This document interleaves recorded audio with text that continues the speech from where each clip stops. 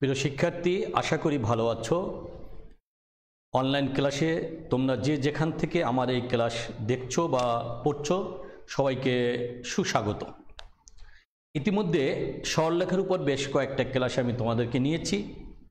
আজকে 3.6 প্রশ্নমালার গত ক্লাসে যে অঙ্কগুলো করেছিলাম, যে নিয়মগুলো দেখিয়েছিলাম, তার পরবর্তী যে নিয়মগুলো আছে সেই নিয়মগুলো আমি শেষ করতে চাচ্ছি। তোমরা ভালো আছো আশা করি, এবং আমার ক্লাসে যদি কারো কোনো সমস্যা থাকে তাহলে তোমরা বলতে পারো, কিন্তু সেটা বলা যাবে। আমি ইনবক্স দেখি, গত দিনের যে দুই একজন যা বলেছিল তাদের যে ইমপ্রেশন, সেটা আমি আবার ইনবক্সে দুই একজনকে লিখিয়েও দিয়েছি যে এইটা এরকম হবে বা ইত্যাদি। আসো, আমি গতকালকে তোমাদের 13 নম্বর অঙ্ক পর্যন্ত আমার বইয়ের হাসান বুক হাউস কর্তৃক প্রকাশিত বিপুল স্যারের যে বইটা, সেই বইয়ের আমি 13 নম্বর অঙ্ক পর্যন্ত বা এই নিয়ম পর্যন্ত দেখিয়েছিলাম। আজকে আমি তোমাদের শেখাতে যাচ্ছি 14 নম্বর অঙ্ক। প্রিয় শিক্ষার্থী, এই 14 নম্বর অঙ্কের ক্ষেত্রে তোমরা সকলে একটু দেখো, আমি 14-র 2 নম্বর অঙ্ক তুলতে যাচ্ছি। তোমরা ভালো করে একটু তাকাও এবং তোমাদের আশা করি সকলেই ব্যাপারটা বুঝতে পারবে। সেখানে বলা আছে 14-2 2-1 বিন্দু হতে। প্রিয় শিক্ষার্থী, আমি প্রশ্নটা লিখে দিচ্ছি। 2-1 বিন্দু হতে কত রেখা? রেখাটার নাম হলো 3x - 4y, 3x - 4y + 5, 3x - 4y + 5 = 0 রেখার উপর। প্রিয় শিক্ষার্থী, একটা বিন্দু থেকে আরেকটা রেখার উপর অঙ্কিত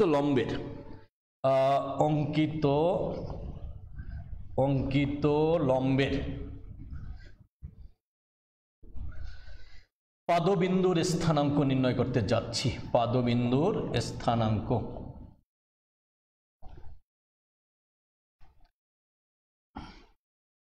তোমাদের স্বভাবত কারণ এই প্রশ্ন জাগে, পাদবিন্দু জিনিসটা কি? তুমি দেখো, তুমি একটু মনে করে দেখো, তুমি যখন কোনো একটি সমতল জায়গায় দাঁড়িয়ে থাকো সোজা হয়ে, তখন তোমার পা দুটি সমতলের উপর একটা জায়গায় গিয়ে দাঁড়িয়ে থাকে এবং ছেদ করে। এখানে আমি বলবো ছেদ করে। ঠিক তেমনি এই দেখো, একটা সরলরেখা যদি থাকে, এই আর একটা বিন্দু যদি থাকে, এই বিন্দু থেকে এই যে রেখাটি টানো, সেই রেখাটি এই যে সমতলের উপর যে রেখাটা থাকে, সেই রেখার উপর যে দাঁড়িয়ে থাকা মানে লম্বালম্বিভাবে দাঁড়িয়ে থাকা। এই যে লম্বালম্বিভাবে যে জায়গায় ছেদ করে, সেই ছেদ বিন্দুর স্থানাঙ্কটাই হচ্ছে, লম্বালম্বিভাবে যে জায়গায় ছেদ করে সেই ছেদ বিন্দুর স্থানাঙ্কটাই হচ্ছে পাদবিন্দুর স্থানাঙ্ক। প্রিয় শিক্ষার্থী, তাহলে আমার যে একটা নতুন ওয়ার্ড পাদবিন্দুর স্থানাঙ্ক নির্ণয় করো, সেই পাদবিন্দু কথাটা তোমরা আশা করি বুঝতে পেরেছ। এটা পাদবিন্দু, অথবা এভাবে বলতে পারতো এত বিন্দু থেকে এত রেখার উপর অঙ্কিত লম্বের ছেদ বিন্দুর স্থানাঙ্ক নির্ণয় করো। ছেদ বিন্দু হলে ডাইরেক্ট হয়ে যেত। আমরা তো ডাইরেক্ট না, আমরা সৃজনশীল পদ্ধতিতে একটু ঘুরিয়ে পেঁচিয়ে বলা, যে তোমরা একেবারেই যেন সুন্দর করে জিনিসটা ডাইরেক্ট বুঝতে না পেরে একটু মেধা খাটিয়ে বুঝতে পারো। এইটাই হচ্ছে সৃজনশীলের একমাত্র উদ্দেশ্য। সেই কারণে এখানে পাদবিন্দুর কথাটা বলেছি। আসো আমরা এই কাজটা করি। তোমাদেরকে আমি নিয়ে যেতে চাচ্ছি প্রথমত, যে তোমাদেরকে যখন আমি একটি রেখার উপর আরেকটি রেখা, একটি রেখার সাথে আরেকটা রেখা যখন পরস্পর সমান্তল থাকে, অথবা কোনো রেখার উপর কোনো রেখা যদি লম্ব থাকে, এই দুই ধরনের সূত্র তোমাদের শিখিয়েছিলাম। সেই সূত্রগুলোকে কাজে লাগিয়ে আমি আজকের এই অঙ্কটা করতে যাচ্ছি। দেখো, আমরা এখান থেকে যাত্রা শুরু করি, যে 3x - 4y + 5 = 0 ... 1 নং সমীকরণ দিলাম। এত রেখার উপর লম্ব রেখার সমীকরণ নির্ণয় করতে চাচ্ছি। এত রেখার উপর লম্ব রেখার সমীকরণ। প্রিয় শিক্ষার্থী, লম্ব রেখার সমীকরণ যখন শিখিয়েছিলাম তোমাদের, তখন বলেছিলাম x এবং y যে সহগ দুইটা থাকবে, সেই সহগের স্থান বিনিময় হবে। তাহলে 3x, 3 যাবে কার কাছে? দেখো একটু আমি লিখে নেই। 3xটা একটু চেঞ্জ হয়ে গেল, তাহলে 3 যাবে y এর কাছে, 4 যাবে x এর কাছে। তাহলে এই দেখো স্থান বিনিময়, অর্থাৎ একটার ঘাড়ে আরেকটা চলে যাওয়া। লম্ব হলে ঘাড়ের একটার এক্সের সহগ যায় ওয়াই ঘাড়ে, ওয়াই সহগ যায় এক্সের ঘাড়ে। আর তখন দেখতে হবে চিহ্নটা কি, চিহ্নটা আছে মাইনাস, এখানে হয়ে যাবে plus, plus any constant equal to 0। প্রিয় শিক্ষার্থী, তোমরা যদি এই কথাটা ভুলে যাও তাহলে এই অঙ্ক কোনোভাবেই করা যাবে না। এই অঙ্ক পারার একমাত্র শর্তই হচ্ছে গত ক্লাসে যে বলেছিলাম কোনো রেখার উপর কোনো রেখার লম্ব হওয়ার শর্ত, সেই লম্ব হওয়ার শর্তের কথা আমি লিখে ফেলেছি। এক্সের সহগ যায় ওয়াইয়ের ঘাড়ে, ওয়াই সহগ যাবে এক্সের ঘাড়ে, মাঝখানের চিহ্নের হবে পরিবর্তন প্লাস যে কোনো কনস্ট্যান্ট, এই সেই কনস্ট্যান্ট কে ইকুয়াল টু 0 লিখেছি। এখন দেখো আমার এখন টার্গেট হলো কে এর মান নির্ণয় করা। এই যে এই রেখার উপর লম্ব রেখাটা তাহলে কেমন হলো 4x plus 3y plus K equal to 0। এখন দেখো এই রেখাটা একটা নির্দিষ্ট বিন্দুগামী, আমি ওখানে বলে দিয়েছি বিন্দুটা কত 2 - 1। আমি এখন লিখে দিতে পারি যেহেতু রেখাটি কত কত বিন্দুগামী 2 - 1 বিন্দুগামী, যেহেতু রেখাটি 2 - 1 বিন্দুগামী, যখন কোনো রেখা কোনো নির্দিষ্ট বিন্দু দিয়ে যায়, আমরা এই কথাটা একাধিকবার বলেছি, ওই বিন্দু দিয়ে ওই রেখাটা স্যাটিসফাই হয়। অথবা তোমরা আরেকটা কথা বলতে পারো, ওই বিন্দু দিয়ে ওইটা স্যাটিসফাই কথাটা না বলে এভাবে বলতে পারো কোনো রেখার উপর যদি কোনো বিন্দু থাকে তাহলে ওই বিন্দু দিয়ে রেখাটা স্যাটিসফাই হয়, অথবা কোনো রেখা যদি কোনো নির্দিষ্ট বিন্দু দিয়ে যায় তাহলে ওই বিন্দু দিয়ে রেখাটা সিদ্ধ হয় বা স্যাটিসফাই হয়, যাই বলো না কেন। কিভাবে সিদ্ধ হবে? এক্স এর পরিবর্তে এখানের যে ভুজ আছে সেটা বসাবো, তাহলে আমরা লিখবো অতএব 4 × 2 প্লাস ওয়াইয়ের পরিবর্তে এখানে যে কোটি আছে সেটা লিখিয়ে দিব। আশা করি এই ব্যাপারে তোমাদের কারো কোনো প্রশ্ন থাকা উচিত নয়। প্রিয় শিক্ষার্থী, আমি দুইটা জ্ঞান এখানে পেলাম, কোনো রেখার উপর কোনো রেখার লম্ব, তার একটা জ্ঞান আমি এখানে কাজে লাগিয়েছি। আবার দ্বিতীয় জ্ঞানটা হচ্ছে কোনো রেখা যদি কোনো নির্দিষ্ট বিন্দু দিয়ে যায় তাহলে সেই বিন্দু দিয়ে ওই রেখাটা কি করে স্যাটিসফাই হয় সেই কথাটাও এখানে শিখিয়েছি। আশা করি এই পর্যন্ত তোমাদের কারো কোনো প্রশ্ন নেই। যদি প্রশ্ন না থাকে তাহলে আমরা এখান থেকে কে এর মানটা নির্ণয় করতে পারি। তাহলে আমরা দেখতে পাচ্ছি 8 থেকে 3 গেলে 5, ডান দিকে চলে গেলে কে ইকুয়াল টু -5, এই কথাটা লিখে নিতে চাই। এখন দেখো কে এর মান বসিয়ে পাই, লেখো কে এর মান বসিয়ে পাই, কে এর মান বসাই। এই কে এর মান যদি বসাই তাহলে আমার সমীকরণটা দাঁড়ায় 4x plus 3y minus 5 equal to 0।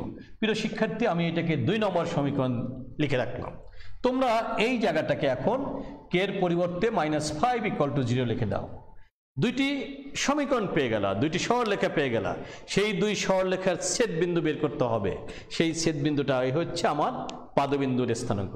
ছেদবিন্দুর এই নিয়মটা বহু আগে থেকে, অর্থাৎ তোমরা ক্লাস 1 থেকে 10 পর্যন্ত যখন সমীকরণ যেখান থেকে যাত্রা শুরু হয়েছে, সমীকরণ সমাধানের যে কথাগুলো ছিল সেখানে তোমার ছিল অপনয়ন, বজ্রগুণন, প্রতিস্থাপন এবং নির্ণয়। এই 4টা পদ্ধতির যে কোনো একটা পদ্ধতি তুমি অবলম্বন করে এক্স এবং ওয়াইয়ের মান নির্ণয় করতে পারো। সেই এক্স এবং ওয়াইয়ের মানটাই হচ্ছে এই পাদবিন্দুর স্থানাঙ্ক। তাহলে প্রিয় শিক্ষার্থী, আমি তোমাদেরকে একটু সহযোগিতা করি। দেখো দুইটা রেখা একটু পাশাপাশি লিখি, তাহলে তোমাদের পক্ষে ক্যালকুলেশন করতে সহজ হয়ে যাবে। দেখো তোমাদের পক্ষে ক্যালকুলেশনের সহজ করার জন্য আমি দুইটাকে একটু পাশাপাশি লিখে নিতে চাচ্ছি। এবার তোমরা দেখো তোমরা কোনটাকে চেঞ্জ করতে চাচ্ছ, তোমরা কি এক্স সরাতে চাচ্ছ? না, এটাও তোমাদের একান্তই নিজের ব্যাপার। আমি দেখো 1 নং সমীকরণকে যদি 3 দিয়ে গুণ করি, 2 নংকে যদি 4 দিয়ে গুণ করি, একটু করি। দেখো 1 গুণন 3 যোগ 2 গুণন 4, এই কাজটা আমি এখান থেকে সেরে নিতে চাচ্ছি। এই কাজটা যখন আমি সেরে নিতে চাই তখন তোমরা সকলে একটা কাজ দেখতে পারো, 3 × 3 = 9, 4 × 4 = 16, 16 আর 9 25x। এবার দেখো 3 × 5 = 15, আর হলো কত 4 × 5 = 20 প্লাস 35 ইকুয়াল টু 0। তোমাদের এই পর্যন্ত তোমাদের কি কারো কোনো প্রশ্ন আছে কি না একটু দেখো। আমার কথাটা একটু দেখো, আমি কি করেছি, যোগ করেছি। তাহলে এখানে একটু কথা রয়ে গেল বাবা, একটু দাঁড়াও। 15 আর হলো 20, তাহলে কি -5 হয়? যোগ করেছি, যে আমি মনে করেছিলাম বিয়োগ করেছি, না যোগ করেছি। তাহলে যোগ করলে আমার অবস্থাটা দাঁড়ায় 25x = 5। আমরা এখান থেকে বলতে পারি 25x = 5, তার মানে x = 1/5। প্রিয় শিক্ষার্থী, তোমাদের x এর মান চলে আসছে।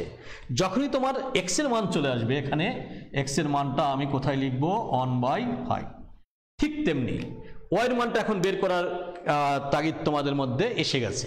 তুমি তোমার যে কোনো একটা সমীকরণে x এর মানটা বসিয়ে দিলে y এর মানটা পাওয়া যাবে। তুমি এখন লিখে নাও 1 নং সমীকরণে x এর মান বসাই। এটা তোমাদের নিজেদের কাজ, এটা নিয়ে আর তোমাদের কারো কোনো সমস্যা হওয়ার কথা নয়। দেখো প্রিয় শিক্ষার্থী, তোমরা এভাবে চলে আসছে = 0 -4y = যদি তুমি একবারে করো 5 × 5 = 25, আর হলো কত হয় একটু দেখো, নাহলে আমি একটা লাইন বেশিই করি, তোমাদের অসুবিধা কোথায়? 3x 3 × 1/5 আর হলো -4y, তাহলে -4y = -3/5 -5।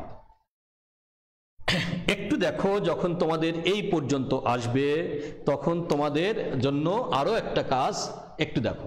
আমি x এর মান কত পেয়েছি? 1/5। দিস ইজ 1/5, তাহলে 1/5 লিখে দিয়েছি। লিখে দেওয়ার পরে তোমাদের জন্য -4y = 25 আর 3 28/5। প্রিয় শিক্ষার্থী, যখন তোমার এইটা আসবে দুপাশ থেকে মাইনাস কেটে দাও। মাইনাস কেটে দিলে তুমি এখানে দেখতে পাচ্ছ y = কত হবে? 28/4 × 5 7/5। আশা করি এ ব্যাপারে তোমাদের কারো কোনো প্রশ্ন নেই। তাহলে এখানে আসছে 7/5। তাহলে কি আমরা সকলে বলতে পারি যে কোনো বিন্দু থেকে যে কোনো রেখার উপর অঙ্কিত লম্বের পাদবিন্দুর যদি কোনো অঙ্ক আসে, তাহলে আমরা কি কি কাজ করেছি? প্রথম যে রেখার উপর পাদবিন্দুর কথা আসবে সেই রেখার উপর লম্ব রেখার সমীকরণ বের করব। সেই লম্ব রেখাটা একটা নির্দিষ্ট বিন্দু দিয়ে যাবে, সেই বিন্দু দিয়ে স্যাটিসফাই করব, করে কে এর মান বের করব। কে এর মান বের করে দুটো সমীকরণ আসবে, সেই দুইটা সমীকরণ সমাধান করলেই যে উত্তর আসবে সেই উত্তরটাই হচ্ছে পাদবিন্দুর স্থানাঙ্ক।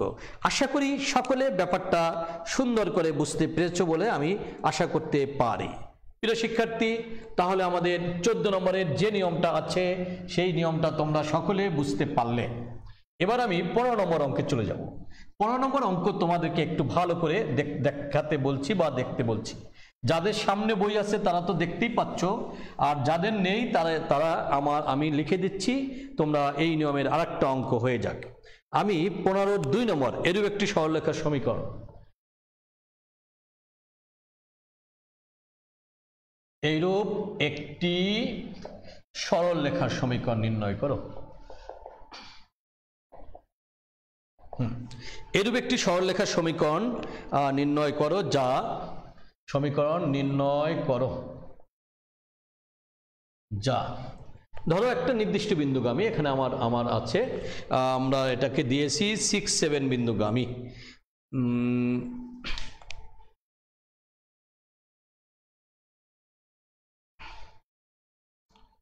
এখন এখানে একটা কথা আছে প্রিয় শিক্ষার্থী, আমি যদি 2 নম্বরটা করি তাহলে এক ধরনের কথা আসবে, আমি যদি অন্য একটা করি তাহলে আর একটা কথা আসবে। আমি তোমাদেরকে দুইটি এইভাবে না দিয়ে একটি সরলরেখার দরকার নাই, এরূপ দুইটি সরলরেখার সমীকরণ নির্ণয় করো, তাহলে তোমাদের একবারে হয়ে যাচ্ছে। এরূপ দুইটি সরলরেখার সমীকরণ নির্ণয় করো যা কত কত বিন্দুগামী? -1-2 বিন্দুগামী। প্রিয় শিক্ষার্থী, -1-2 বিন্দুগামী। ভালো কথা, একটা বিন্দুগামী, সেটা আমরা লিখে দিলাম -1-2 বিন্দুগামী। এবং এত রেখার সাথে একটা রেখার নাম দাও 3x এবং 3x - y প্লাস 7 = 0 রেখার সাথে 45 ডিগ্রি কোণ তৈরি করে। 45 ডিগ্রি কোণ তৈরি করে। প্রিয় শিক্ষার্থী, তোমাদের সকলের উদ্দেশ্যে বলতে চাই, এরূপ সরলরেখার সমীকরণ, এরূপ দুইটি বলেছি, বা এরূপ সরলরেখার সমীকরণ লিখলেও হতো। এরূপ দুইটি সরলরেখার সমীকরণ নির্ণয় করো। কোনো বইতে এরূপ সরলরেখার সমীকরণ নির্ণয় করো যা -1 2 বিন্দুগামী, এখানে -1 2 না দিয়ে আমি যেমন 6 7 দিতে চাচ্ছিলাম, এখানে আমি 6 7ও দিতে পারি। যখন তোমাদের যেমন যেটা ইচ্ছা করে তোমরা সেটা দিতে পারো, কিন্তু সব অঙ্কের নিয়ম কিন্তু একই, নিয়মের কোনো ব্যত্যয় ঘটবে না, প্রত্যেকটা নিয়মের একই নিয়ম বিধায় আমি তোমাদেরকে এই নিয়মটা করে দিতে চাচ্ছি। এইটা 15-2, কোনো বইতে 15-4, কোনো বইতে এক জায়গায় এক রকম আছে। আমরা এটা যে নাম্বারই হোক না কেন অঙ্ক নিয়ম শেখো, সব অঙ্ক তোমরা পারবে। আসো প্রিয় শিক্ষার্থী, এখানে কি কি জিনিস আছে? আগে ম্যাথমেটিক্স তারাই ভালো পারবে যারা প্রশ্ন দেখে বুঝতে পারে। ভালো করে শুনো, কিন্তু তোমরা আমার কথাটা শুনো, কাজে লাগবে। ম্যাথমেটিক্স তারাই ভালো পারবে যারা প্রশ্ন দেখে বুঝতে পারে কোন পথে অগ্রসর হতে হবে, কোন দিকে অগ্রসর হলে তোমার সবচেয়ে সহজভাবে তুমি সামনের দিকে এগিয়ে যেতে পারো। এইটাই হলো ম্যাথমেটিক্সের ফার্স্ট টেকনিক। আমার এখানে সরলরেখার সমীকরণ নির্ণয় করো যা এত বিন্দুগামী এবং এত রেখার সাথে এত ডিগ্রি কোণ তৈরি করে। প্রিয় শিক্ষার্থী, এখানে কোণ তৈরি করেছে, নির্দিষ্ট কোণ দেওয়া আছে, অর্থাৎ দুইটি রেখা। আমরা একটু পিছনের দিকে ফিরে যেতে চাচ্ছি। দুইটি রেখা কোনো এক বিন্দুতে ছেদ করলে তার মধ্যবর্তী কোণ বা অন্তর্গত কোণের সূত্র তোমাদের শিখিয়েছিলাম। এই 3.6 এর প্রথম সূত্রটাই ছিল। সেখানে আমি লিখেছিলাম মধ্যবর্তী কোণ যদি থিটা হয় তাহলে tan থিটা ইকুয়াল টু একটা ঢাল m1 আর একটা ঢাল যদি m2 হয়, লিখেছিলাম plus minus tan of theta equal to. তোমাদের সূত্রটা যদি মনে না থাকে তাহলে তোমরা কেউ এই অঙ্কগুলো পারবে না। কার এই সূত্র মুখস্থ যদি না থেকে থাকে তাহলে তোমরা কেউই এই অঙ্ক করতে পারবে না।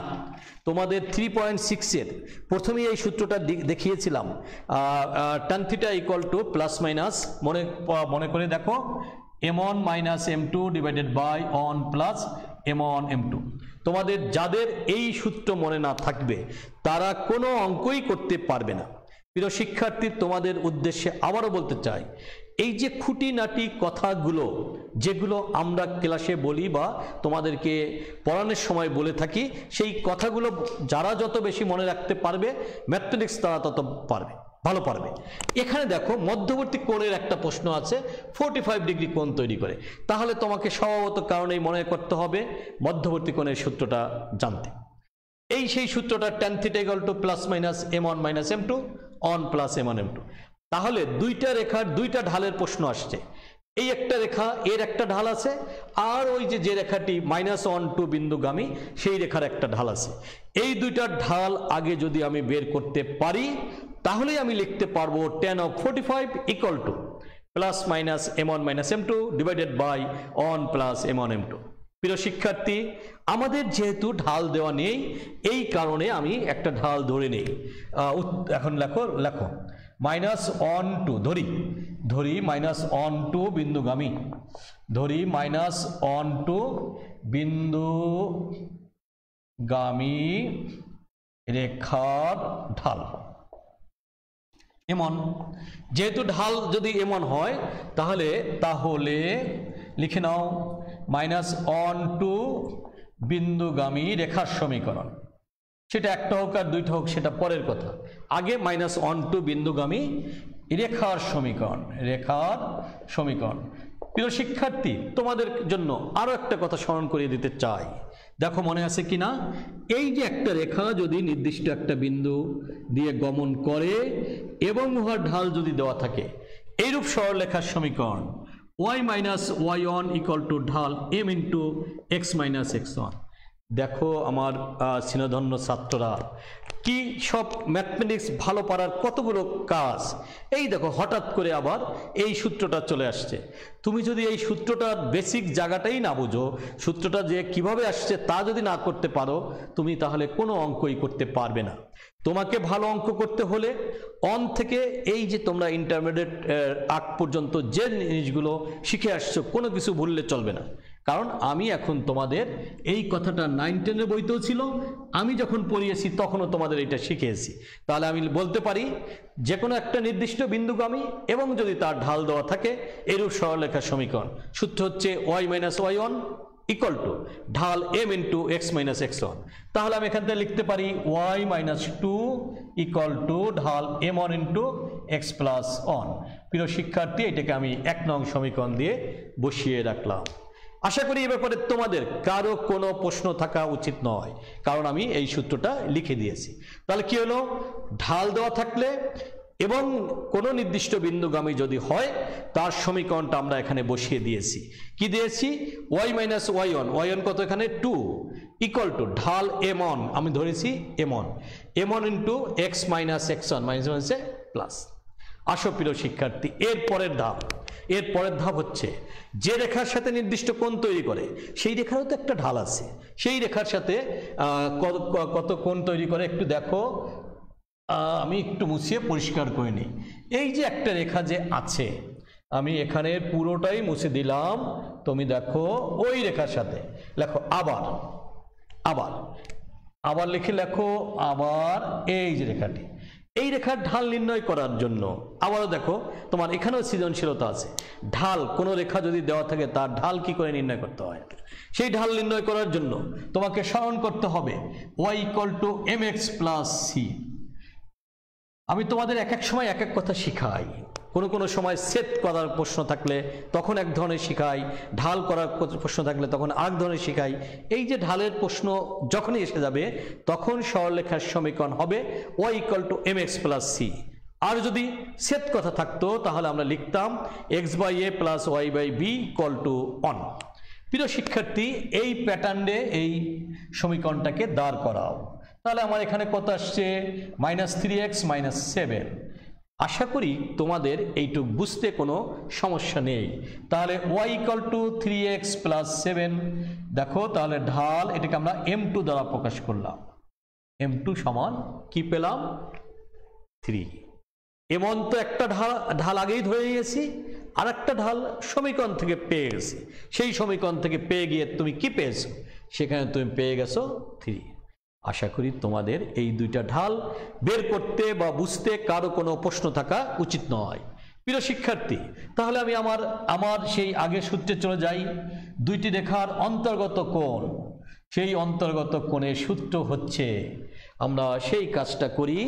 মধ্যবর্তী কোণ দেখো কত ডিগ্রি কোণ তৈরি করেছে, লেখো এখানে, অথবা লিখতে পারো প্রশ্ন মতে tan of 45 equal to plus minus m1 তো m1 এর মতোই থাক, m1 minus 3 divided by 1 plus m1 into 3। এই সেই সূত্র m1 minus m2 divided by 1 plus m1 m2। তাহলে তোমরা এই জায়গা একটু ক্যালকুলেশন করে নাও। tan 45 ডিগ্রি কোণের মান তোমরা সকলেই জানো, tan 45 ডিগ্রি কোণের মান তোমরা সকলেই জানো। এইটাকে আমি একটু ডান দিকে লিখে রাখি, কারণ এখানে আমার ক্যালকুলেশন করতে একটু জায়গা দরকার হচ্ছে। ক্যালকুলেশনের জন্য এটাকে একটু সরিয়ে নিলাম, এটাকে তোমার মুছে দিতে চাচ্ছি। তোমরা সবাই tan 45 ডিগ্রি কোণের মান জানো, অন equal to m1 minus 3 divided by 1 plus 3m1। একটু ব্র্যাকেট দিয়ে দাও, কারণ বিভিন্ন সময় তোমাদেরকে আমরা দেখি এইটা ইকুয়াল টু m1 মাইনাস 3 লিখে দাও। প্রিয় শিক্ষার্থী, একটা ভুল জিনিস লিখে রেখেছি বোর্ডে, কারণ এই প্লাস মাইনাসটা যে দুইটার সাথেই যুক্ত। যদি তোমরা এখানে যদি প্লাস মাইনাস দিয়ে এভাবে লেখো তাহলে তোমরা ভুলের রাজ্যে বসবাস করবে। এই কারণে আমি একটা ব্র্যাকেট দিয়েছি উপরে, এখানে একটা ব্র্যাকেট দিয়ে দিলাম। অর্থ হচ্ছে প্লাস মাইনাস দুইটার সাথেই আছে, m1 এর সাথেও আছে আর এই 3 সাথেও আছে। এখন এইটা অনেক স্টুডেন্টকে দেখি এরা লেখে 1 plus 3m1 equal to plus minus m1 minus 3। পরীক্ষায় তখন তারা অঙ্ক ঠিকই দুইটা উত্তর আসে, কিন্তু সেই উত্তর সত্যিকারের যে উত্তর সেই উত্তরের সাথে মেলে না। বাসায় এসে বলে যে আমার সব অঙ্ক হয়ে গেছে, পরীক্ষার খাতায় দেখা যায় লেটার পায় না বা এই পায় না, 80 পায় না বা অনেক কম পায়। প্রিয় শিক্ষার্থী, তোমাদের প্রত্যেকটা ধাপ, ম্যাথমেটিক্স হচ্ছে সেই জিনিস, প্রত্যেকটা ধাপের খুঁটিনাটি তোমাকে সূক্ষ্মভাবে অবলোকন করতে হবে। তাহলে আমি কি লিখেছি এখানে, প্লাস মাইনাস। আসো প্রিয় শিক্ষার্থী, এবার ধনাত্মক চিহ্ন নিয়ে পাই। একবার ধনাত্মক নিব, একবার ঋণাত্মক নিব। তোমাদের তাহলে এটা এরকম হয়ে যাচ্ছে আশেপাশে, তাহলে 2m1 = -4, m1 = -2। আশা করি তোমাদের এ ব্যাপারে কারো কোনো প্রশ্ন থাকা উচিত নয়। যখনই তোমার m1 এর মান পেয়ে গেলা, তাহলে লেখো y - 2 = -2 × x + 1, y - 2 = -2x - 2, 2x + y = 0। প্রিয় শিক্ষার্থী, তোমরা যদি একটু ভালো করে তাকাও তাহলে দেখতে পাবে তোমার একটা উত্তর এখানে হয়ে গেছে। যদি তুমি একটু ভালো করে তাকাও দেখতে পাবে তোমার কি হয়েছে, একটা উত্তর হয়ে গেছে, কারণ আমি m1 এর মান একটা বের করতে পেরেছি। তাহলে তুমি এবং এখান দিয়ে আরও একটা কথা নির্দেশ করে, এই রেখাটা কেমন হলো, এই রেখাটা মূল বিন্দুগামী হলো। তোমাকে যদি কেউ প্রশ্ন করে ইহা কোন বিন্দু দিয়ে গমন করে, তুমি বলবা মূল বিন্দুগামী। প্রিয় শিক্ষার্থী, যেখানে আমি পজিটিভ চিহ্ন নিয়ে পেয়েছি, আমি এবার নেগেটিভ চিহ্ন নিয়ে পাই। এই কাজটা করতে যাচ্ছি, তোমাদের উপরের দিকে লিখি। তাহলে দেখো এবার ঋণাত্মক চিহ্ন নিয়ে পাই। তাহলে কি হলো, তুমি কিন্তু একটা উত্তর পেয়ে গেলে, একটা উত্তর এই হলো তোমার একটা উত্তর। এবার ঋণাত্মক চিহ্ন নিয়ে পাই, নেগেটিভ চিহ্ন নিয়ে। এই নেগেটিভ চিহ্ন নিলে 1 + 3m1 - m1 - 3। দেখো এবার একটু মাইনাস দিয়ে গুণ করে তোমার অবস্থাটা কি দাঁড়ায়। হ্যালো, এবার দেখো এই যে কথাটা বললাম, তোমরা সবাই ব্যাপারটা একটু লেখো। 4m1 = 2, m1 = ½ আশা করি এ ব্যাপারেও তোমাদের কারো কোনো প্রশ্ন নেই। এখন আবারও তুমি 1 নং সমীকরণ যেটা ওখানে লিখে রেখেছি, সেই জায়গায় যদি তুমি m1 এর মান বসাও, তাহলে দেখো তোমার অবস্থাটা কি দাঁড়ায়। এই তো ½ × x + 1। প্রিয় শিক্ষার্থী, তোমাদের জন্য তাহলে হলো 2y - 4 = x + 1। তখন তুমি তোমার সাইড চেঞ্জ করে ইকুয়েশনটা যদি লেখো তাহলে কি দাঁড়ায়, x - 2y + 5 = 0। তাহলে এই একটা সমীকরণ কেমন হলো, ঋণাত্মক চিহ্ন নিয়ে পাই। সেই ক্ষেত্রে একটা সমীকরণ আসলো, আর প্রথমে আমি ধনাত্মক চিহ্ন নিয়ে আরেকটা সমীকরণ পেলাম। তোমাদেরকে স্মরণ করিয়ে দিতে চাই, কোনো রেখার সাথে নির্দিষ্ট কোণ, এখানে দেখো 45 ডিগ্রি, কোথাও থাকতে পারে 60 ডিগ্রি, কোথাও থাকতে পারে 30 ডিগ্রি। এই ধরনের কোনো অঙ্ক যদি পরীক্ষায় আসে, তুমি তখন অনায়াসে অতি অল্প সময়ের মধ্যে কি করবে প্রিয় শিক্ষার্থী, এই কাজগুলো করে নিতে পারবে। তখন যে বিন্দু দিয়ে যায় ওই বিন্দুগামী রেখার একটা ঢাল ধরে নিতে হবে, সেই ঢালগামী রেখার সমীকরণ বের করে রেখে দিতে হবে। আর যে রেখার সাথে নির্দিষ্ট কোণ তৈরি করে সেই রেখারও ঢাল বের করতে হবে। তাহলে পূর্বে একটা ঢাল তুমি ধরলা, পরে একটা ঢাল বের করলা, তখন তুমি মধ্যবর্তী কোণের সূত্রটাকে অ্যাপ্লাই করবে। সেখানে তুমি জানো tan θ = ওই যে কথা লিখেছিলাম ± m1 - m2 / 1 + m1 m2। তখন তুমি m1 বা m2 যে মানটা তুমি পেয়েছো সেই মান ওখানে বসাবে। বসানোর পরে একবার ধনাত্মক নিয়ে ক্যালকুলেশন করবে, একবার ঋণাত্মক নিয়ে ক্যালকুলেশন করবে, তোমার কাজ তোমার হয়ে যাবে। আশা করি এ ব্যাপারে তোমাদের কারো কোনো রকম কোনো প্রশ্ন থাকবে না। তাহলে যতগুলো নির্দিষ্ট কোণ যদি বলা হয় কোনো রেখার সাথে, এই ধরনের কোনো প্রশ্ন যদি আসে তোমরা সেটা করতে পারবে। এখন আমার কাছে আর 2টা নিয়ম আছে, এই 2টা নিয়মের 2টা অঙ্ক আমি তোমাদেরকে করে দিতে চাচ্ছি। প্রিয় শিক্ষার্থী, তাহলে এবার তাকাও একটু বোর্ডের দিকে, তাহলে তোমাদের অনেক ভালো লাগবে। এবার আমি বলতে চাচ্ছি, আমি তোমাদেরকে নিয়ে যেতে চাচ্ছি 17-র 1 নম্বর অঙ্ক। 16 নম্বর অঙ্ক এই একই ধরনের, যার কারণে এটা আমি বললাম না বা এটা বাদ দিলাম। দেখো 17-র 1 নম্বর অঙ্কটা আবার একটু দেখো। 17-র 1 প্রথম হলো বলা আছে, দেখাও যে এত এত রেখা দুটি পরস্পর লম্ব। দেখাও যে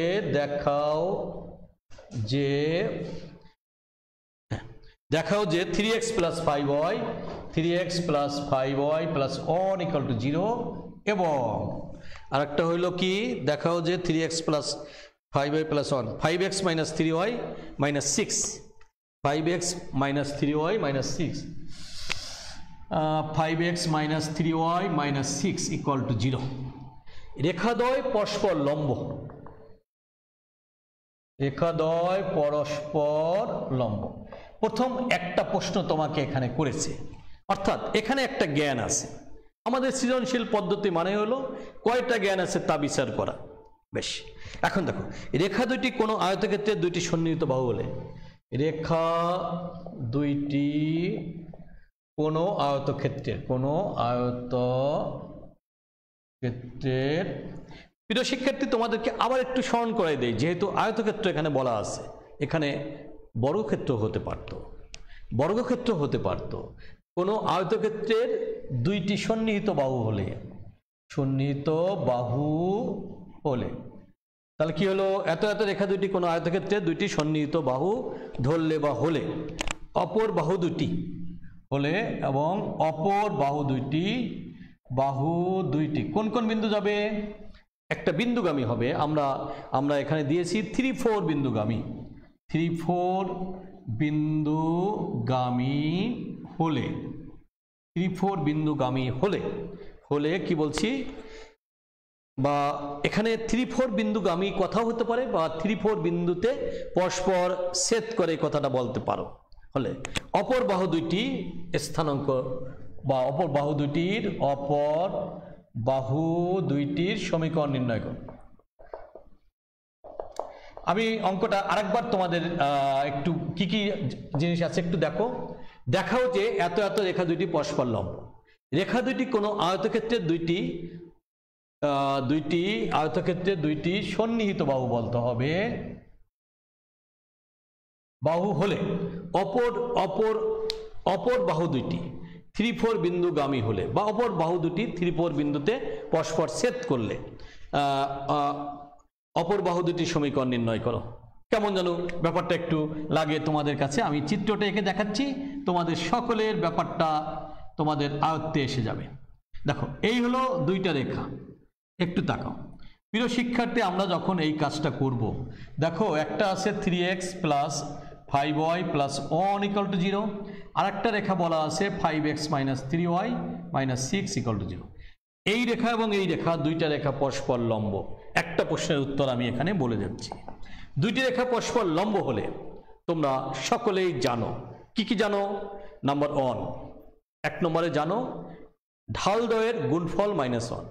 প্রিয় শিক্ষার্থী, এখান থেকে ঢাল বের করতে গেলে তোমাদের অনেক বেশি সময় লেগে যাবে, তোমরা এই কাজটা থেকে তখন বিরত থাকবে। তোমরা কি করবে তাহলে, তোমার সেকেন্ড স্টেপ হচ্ছে প্রথম সমীকরণের x এর সহগ গুণন দ্বিতীয় সমীকরণের x এর সহগ প্লাস প্রথম সমীকরণের y সহগ গুণন দ্বিতীয় সমীকরণের y সহগ, এই দুইটা গুণ করে যোগ করলে যদি তার মান 0-এর সমান হয় তাহলে তুমি বলবে রেখাদ্বয় পরস্পর লম্ব। বাস, আরেকটা কথা হয়ে গেল। তৃতীয় কথাটা আরো বেশি মজা, তোমরা দেখো এইটা চেহারা দেখিয়া চিনিবার নিয়ম। দেখো x এর সহগ গেছে y এর ঘাড়ে, y এর সহগ গেছে x এর ঘাড়ে, মাঝখানে চিহ্নের পরিবর্তন। তুমি ওখান থেকেও বলতে পারো যে রেখা দুটি পরস্পর লম্ব, কিন্তু তোমাকে যখন দেখাতে বলেছে তাহলে চেহারা দেখিয়ে চিনিবার নিয়মের মধ্যে তুমি থাকবে না, তুমি এখানে লিখবা। দেখো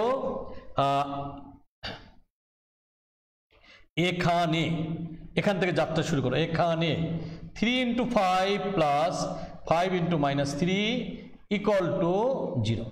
ডান দিকে লেখো a1 a2 + b1 b2 = 0, a1 a2 + b1 b2 = 0।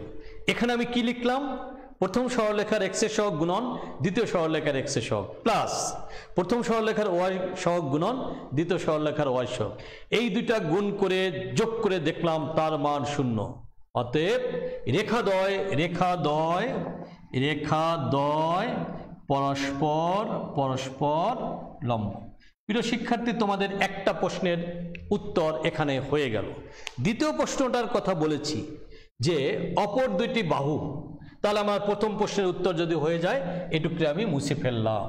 তার আগে আমি এখানে একটু জায়গা পরিষ্কার করে নিই। অপর যে দুইটা বাহু আছে, দেখো এই একটা বাহু, এই একটা বাহু, এই দুইটা বাহু 3-4 বিন্দুতে এখানেও লম্বালম্বিভাবে ছেদ করবে, কারণ যেহেতু আগেই উল্লেখ করা আছে আয়তক্ষেত্র যেহেতু উল্লেখ করা আছে তার বিপরীত বাহু পরস্পর সমান ও সমান্তরাল, এবং এই বাহু আর এই বাহু সমান এবং সমান্তরাল, এই বাহু সমান এবং সমান্তরাল, আর এই যে কোণগুলো হলো 90 ডিগ্রি। তাহলে আমরা এই দুইটা কাজ এখান থেকে তৈরি করে নিতে চাই, তোমাদের জন্য খুবই সহজ হয়ে যাবে। প্রিয় শিক্ষার্থী, এখন আমি অপর দুইটা সন্নিহিত বাহুর সমীকরণ নির্ণয় করতে যাচ্ছি। এই সমীকরণ নির্ণয় করতে হলে তোমাদেরকে প্রথম দরকার, প্রিয় শিক্ষার্থী, যে রেখা তুমি বলো, তুমি আগে লেখো 3x + 5y + 1 = 0 রেখার আমি সমান্তরাল দিয়ে করতে পারি অঙ্কগুলো, লম্ব দিয়ে করতে পারি। এখানে সমান্তরাল দিলে তোমার জন্য বেশি সহজ হবে। 3x + 5y + k = 0, এই রেখার সমান্তরাল রেখার সমীকরণটা আমি লিখে দিলাম। প্রিয় শিক্ষার্থী, তোমাদের যদি কোনো প্রশ্ন না থাকে তাহলে একটা প্রশ্নের জবাব এখানে হয়ে গেল। আমি কি লিখব? এত রেখার সমান্তরাল রেখার সমীকরণ। এখন তোমাদের প্রশ্ন আসতে পারে, স্যার হঠাৎ করে সমান্তরাল কেন আনলেন? আয়তক্ষেত্রের বিপরীত বাহুগুলো সমান এবং সমান্তরাল, এই কারণে আমি সমান্তরাল দিয়ে করলে আমার জন্য খুব সহজ হয়। আর দেখো, এই রেখাটি কত বিন্দুগামী? 3-4 বিন্দুগামী। তাহলে লেখো, আগে এটা লিখে নিই, এত রেখার সমান্তরাল রেখার সমীকরণ। তোমাদের সমান্তরাল রেখার সমীকরণের বেলায় x এবং y সমন্বিত যতটুকু আছে তোমাদেরকে বলেছিলাম ওই পর্যন্ত একই থাকবে, শুধুমাত্র ধ্রুবকের পার্থক্য থাকবে। শুধুমাত্র ধ্রুবকের পার্থক্যটাই আমি এখানে লিখে দিয়েছি, বাকিটুক অ্যাজ ইট ইজ। তাহলে আমি এটা লিখতে পারি 3x + 5y + k = 0। এখন লেখো, যেহেতু রেখাটি কত বিন্দুগামী? 3-4 বিন্দুগামী। তাহলে বিন্দুগামী দেখো, তাহলে 3 × 3 + 5 × 4, তাহলে k = -29। তাহলে k = -29, তুমি এটা পেয়ে গেলা, k = -29। তাহলে তুমি দেখো k এর মান বসিয়ে পাও। তাহলে সমীকরণ কি হবে? 3x + 5y - 29 = 0। তুমি এই জায়গাটা একটু -29 লিখে দাও, তোমার আরেকটা প্রশ্নের জবাব এখানে হয়ে গেল। প্রিয় শিক্ষার্থী, এরপরে তোমাকে আরেকটু জিনিস বের করতে হবে, সেই জিনিসটা তোমরা একটু তাকাও। দেখো, এবার আবার বলা আছে 5x - 3y - 6 = 0 রেখার সমান্তরাল রেখার সমীকরণ। এখানেও এই অংশটুকু xy সমন্বিত যতটুকু রাশি এইটুক একই থাকবে, শুধুমাত্র ধ্রুবকের পরিবর্তন থাকবে, + k = 0 লিখে দিয়েছি। এখন এই রেখাটাও ওই একই রকম আগের মতন, দেখো 3-4 বিন্দুগামী। তুমি একটু লক্ষ্য করো, এই রেখার সমান্তরাল রেখা হচ্ছে এইটা, এই রেখাটা দেখো 3-4 বিন্দুগামী। তুমি এখন লিখে দাও, যেহেতু 3-4 বিন্দুগামী, তাহলে 5 × 3 - 3 × 4 + k = 0। 15 থেকে 12 গেলে 3, k = -3। আমার এখানে ক্যালকুলেশন করে দেখলাম k = -3। k এর মান বসিয়ে পাই, অতএব রেখাটি কি হবে? k এর মান বসাও, 5x - 3y - 3 = 0। আশা করি তোমাদের কারো এ ব্যাপারে কোনো প্রশ্ন নেই। তাহলে তোমাদের সাথে আরেকটা কথা বলি, দেখবা অঙ্কের মধ্যে থাকবে দুইটি আয়তক্ষেত্রে দুটি সন্নিহিত বাহু থাকবে, বর্গক্ষেত্রে দুটি সন্নিহিত বাহু থাকবে, সামান্তরিকের দুটি সন্নিহিত বাহু। এই সন্নিহিত বাহু দিয়ে বলে তার সাথে তোমাকে আরও একটা জিনিস যোগ করে দিবে, সেটা হচ্ছে তার সাথে ট্যাগ করে দেবে বিপরীত দুইটা বাহু যে কোনো একটা নির্দিষ্ট বিন্দুগামী। এই যে এইটা, সেটা সামান্তরিকের ক্ষেত্রে হতে পারে, আয়তক্ষেত্রে হতে পারে,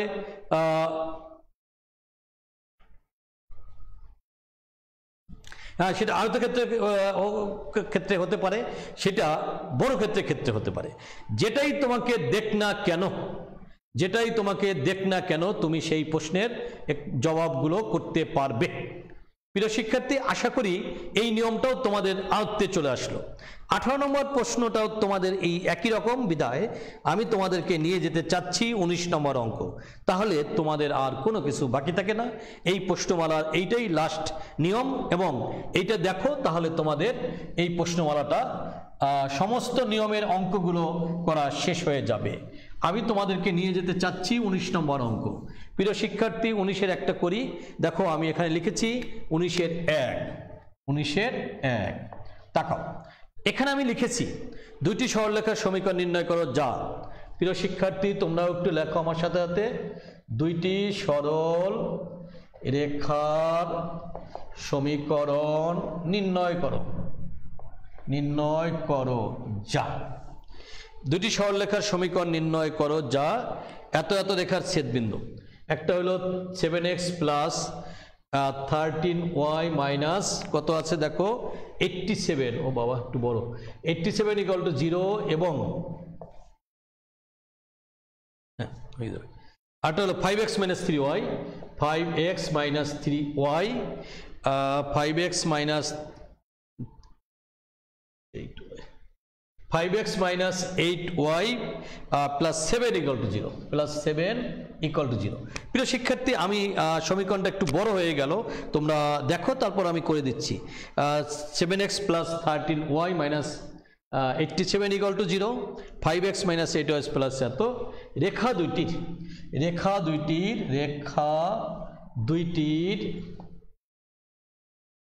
ছেদবিন্দু, এই দেখো ছেদবিন্দু হয়েছে, ছেদবিন্দুর কথাটা আছে, এত এত রেখার ছেদবিন্দু দিয়ে যায়, বিন্দু দিয়ে যায় এবং অক্ষদ্বয়ের সাথে সমান সমান অংশ ছেদ করে বা সমান সাংখ্যমানের অংশ ছেদ করে এবং অক্ষদ্বয়ের সাথে সমান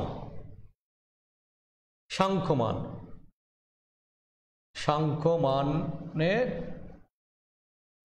অক্ষ দুটির সাথে সমান সাংখ্যমানের অংশ ছেদ করে, না মানের। দেখো একটু লেজ জড়িয়ে দেওয়া হয়েছে। প্রথমত বলা আছে দুইটি সরলরেখার সমীকরণ নির্ণয় করো যা এত এত রেখার ছেদবিন্দু। আমরা অনায়াসে ছেদবিন্দু বের করতে পারি, সেই ছেদবিন্দু দিয়ে গমন করবে।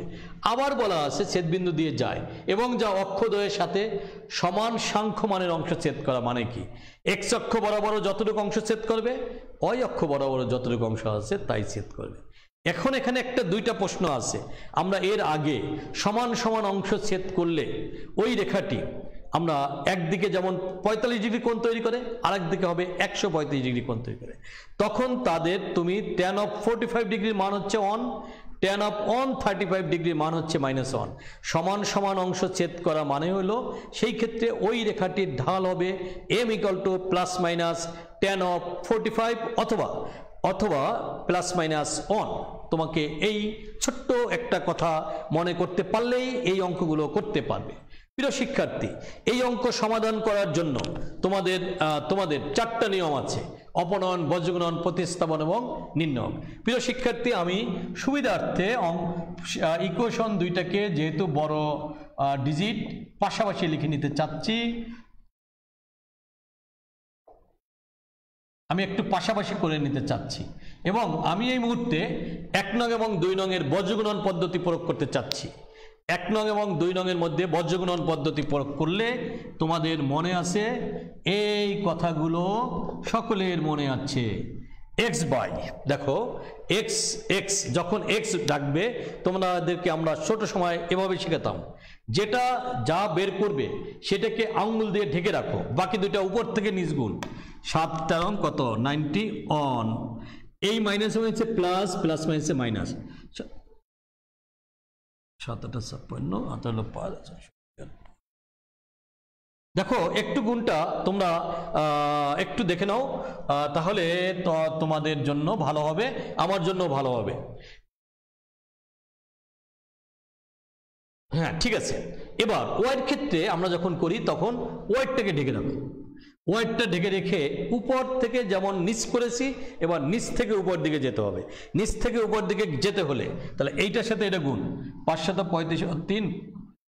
দেখো প্রিয় শিক্ষার্থী -435, আর দেখো -49, আর অন যখন হবে তখন আবার অ্যাজ ইট ইজ -56 মাইনাস কত হয় 56 - 5 × 65। এই যোগ বিয়োগগুলো একটু তোমরা নিজেরা আমাকে হেল্প করো যে ভুল গেল কিনা, এইটুক শুধু দেখে দাও যে তোমরা যদি ক্যালকুলেশন ঠিক থাকে অঙ্কর কোনো ব্যাপার না, নিয়ম ঠিক আছে। তাহলে আমরা দেখতে পাচ্ছি, আমি একটু উপরের জায়গাটা মুছে ফেলতে চাই প্রিয় শিক্ষার্থী। তাহলে উপরের জায়গাটা যদি মুছে ফেলি, এখানে x/91 1 9, তাহলে কত হয় 6 5 9 9 0। দেখো আমার এখানে ক্যালকুলেশন করলে -605, আমি এখানে ক্যালকুলেশন করলে y = 9 14 দেখো এরকম চেহারা আসছে। আমি এখানে ক্যালকুলেশন করলে দেখো এরকম চেহারা আসছে। প্রিয় শিক্ষার্থী, তোমরা যারা আমার সামনে বসে দেখছো, যদি আমার এই ক্যালকুলেশনটা যদি একটু তাকাও, তাহলে তুমি সব জায়গা থেকে একটা মাইনাস মাইনাস মাইনাস কেটে দাও। 121 দিয়ে ভাগ করলে তোমরা একটু দেখো 5 5, এখানে 5 y/4 = 1/1। দেখো তো প্রিয় শিক্ষার্থী, কথাটা ঠিক আছে কিনা। 121 দ্বারা গুণ করে নিলে তুমি এরকম চেহারা পাচ্ছ। তাহলে তুমি পাচ্ছ x = 5, তাহলে তুমি পাচ্ছ y = 4। তাহলে কি আমি বলতে পারি রেখাদ্বয়ের ছেদবিন্দুর স্থানাঙ্ক? প্রিয় শিক্ষার্থী, আমি লিখে নেই, রেখাদ্বয়ের ছেদবিন্দুর স্থানাঙ্কটা পেয়ে গেলাম। রেখাদ্বয়ের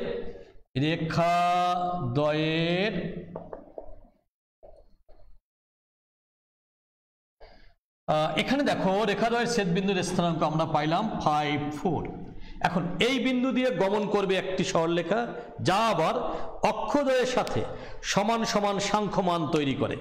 এখন দেখো ধরি রেখার ঢাল m, ঢাল ধরে নিলাম m। তাহলে রেখার সমীকরণ কেমন হবে একটু দেখো। y এই বিন্দুগামী যেহেতু, তাহলে y-4 = ঢাল m × x-5। প্রিয় শিক্ষার্থী, এইটা আরেকটা সমীকরণ দিয়ে বসিয়ে দাও। এখন আমাদের প্রশ্ন চলে আসছে, এই এমটা কেমন?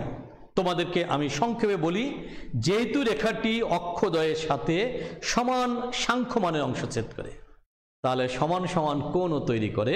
অর্থাৎ একদিকে যদি 45 ডিগ্রি কোণ হয়, অন্যদিকে হবে 180 ডিগ্রি -45।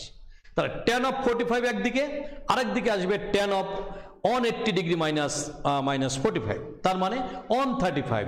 দুই দিকে যখন দুই কোণ, তাহলে তুমি দেখো সেই ক্ষেত্রে এই ক্ষেত্রে আমি এই ব্যাখ্যাটা এখানে একটু বলে দেই যে যেহেতু অক্ষদ্বয়ের সাথে সমান সাংখ্যমানের তৈরি করে, তাহলে ঢাল m হবে একদিকে tan of 45, অন্যদিকে হবে ঢাল m = tan of 180 ডিগ্রি -45।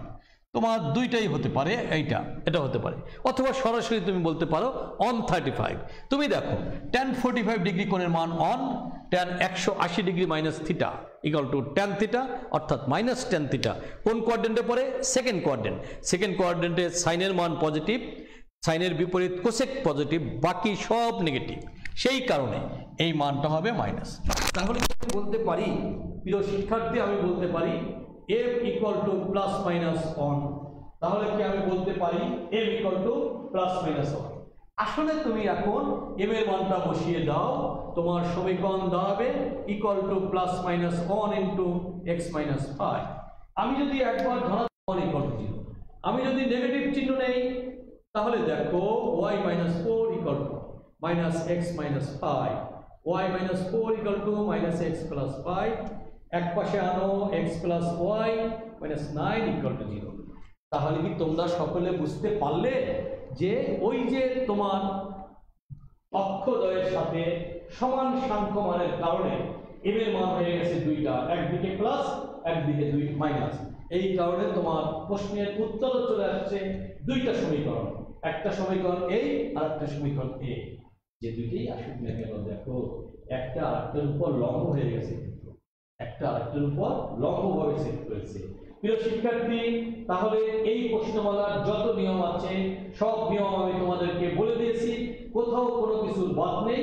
তোমরা পরবর্তী ক্লাসে পরবর্তী যে চ্যাপ্টার আছে সেটা তোমরা আবার করতে পারবে, এবং আমি চেষ্টা করব সর্বশেষ তোমাদেরকে এমসিকিউর একটা ক্লাস নেওয়া যায় কিনা দেখি, যদি সুযোগ পাওয়া যায়। সবাই ভালো থাকো, সুস্থ থাকো, এই কামনা করে আমি এখানেই তোমাদের কাছ থেকে বিদায় নিচ্ছি। সবাই সুস্থ থাকো।